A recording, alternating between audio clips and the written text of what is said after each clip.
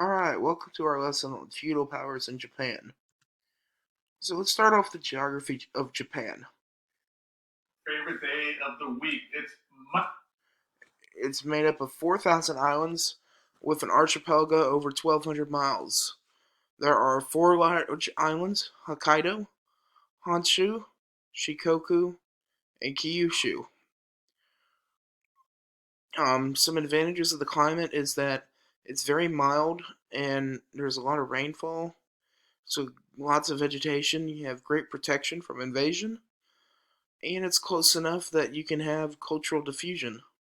Okay, there are some disadvantages. Japan is very mountainous, and it has scarce resources. It gets hit by typhoons often. Earthquakes and tidal waves happen, so there's a lot of problems for possible natural disasters.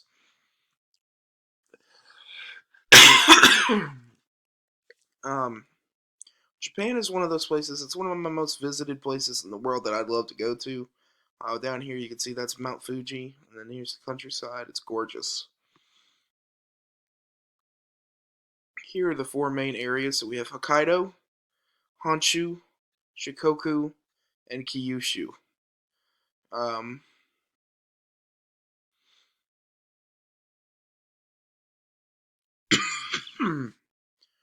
Now that you can tell, Honshu is the largest, of course. That's where the major cities like Tokyo and Kyoto can be found. But there's some other major climates. Hokkaido is very mountainous and is much colder. But Honshu is kind of the cultural center for both Japanese history and tech advancements that Japan is known for today. There's probably the globalization of Japan is probably something you all know of. You probably own something in your hand that is made or was first created in Japan. So let's talk about early Japan. Originally, it was controlled by hundreds of different clans. Each one worshipped their own gods.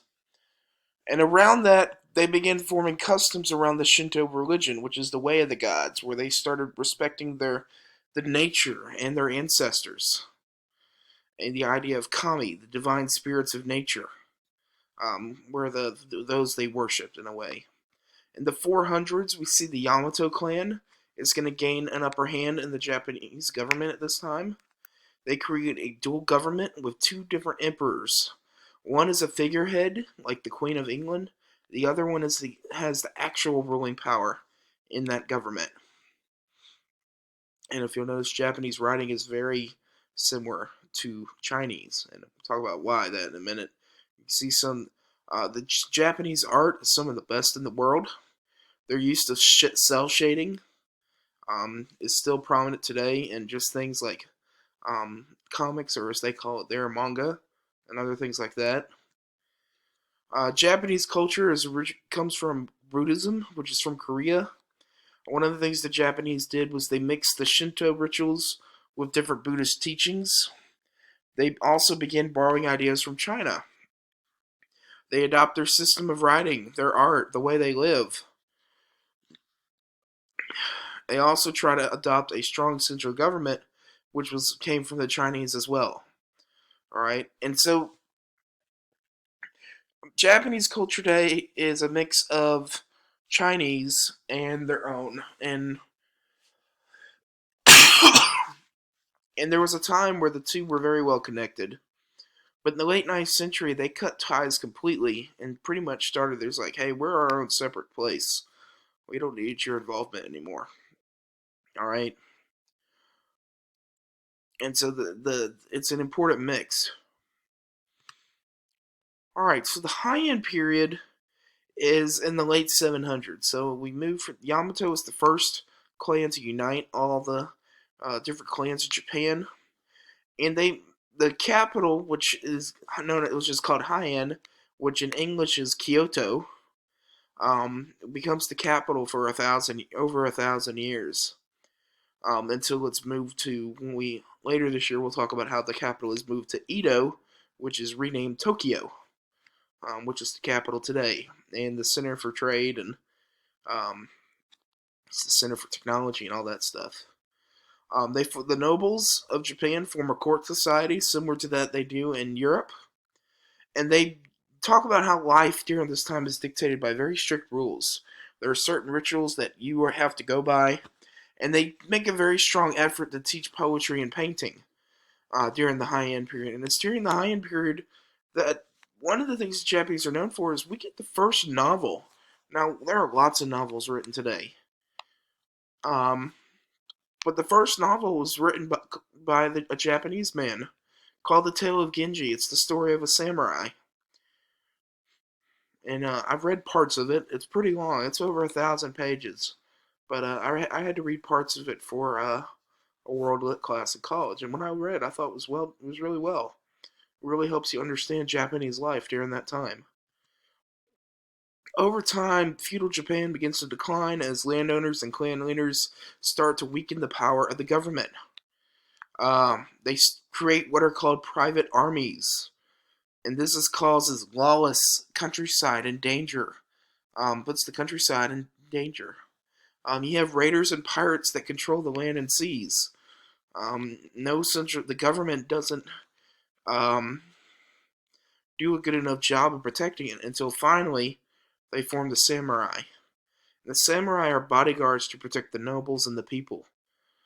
All right, and they have a strict code of ethics called the Bushido, which is ideas of reckless courage, piety, fairness. All right, all these different things. Honor, all right, is a big part of samurai culture. Okay, kind of like a medieval knight during Middle Ages, and this idea is going to last for over 1,000 years. If you want to get a better idea of what samurai culture is like, I recommend you watch the movie The Last Samurai with Tom Cruise. It's historical fiction, but it's based on semi-based on true events. It's got a couple real characters and more fictional characters, but you get the idea that um, it's one of the few movies that made me cry, ugly cry, for the first time in my life. Anyway, definitely should check that out if you're interested in samurai. That's a good place to start. All right, and then in the late 1100s, the high-end period ends, and we get the first shogunate, the Kamakura shogunate. And this takes place in the late 1100s. The different clans fight for power, and Minamoto clan wins. In 1192, the leader Yoritomo is going to be named a shogun. It's a military dictator. All right, and establishes the Kamakura shogunate that lasts until 1868. Um, I don't think that's right because at some time in the future, the Tokugawa take over the shogunate. But anyway, um, this shogunate is going to during the 1200s will defeat two major invasions by Kublai Khan, but they lose their prestige. Samurai is attached to local leaders and leads to bitter warfare. All right, so you can see samurai boarding Mongol ships here and attacking them with their kamikaze attacks. All right, and so there's an assignment to learn more about the samurai culture. This is just a brief overview of early Japanese history. I wish we could go into more detail, but this is just a survey course, okay? But so remember, the shogun is both the military dictator, and they also have an emperor. The emperor is just a figurehead. The Japanese people worship him like a god, but the guy with the real power of the government is the shogun. Okay, all right, and that'll be all.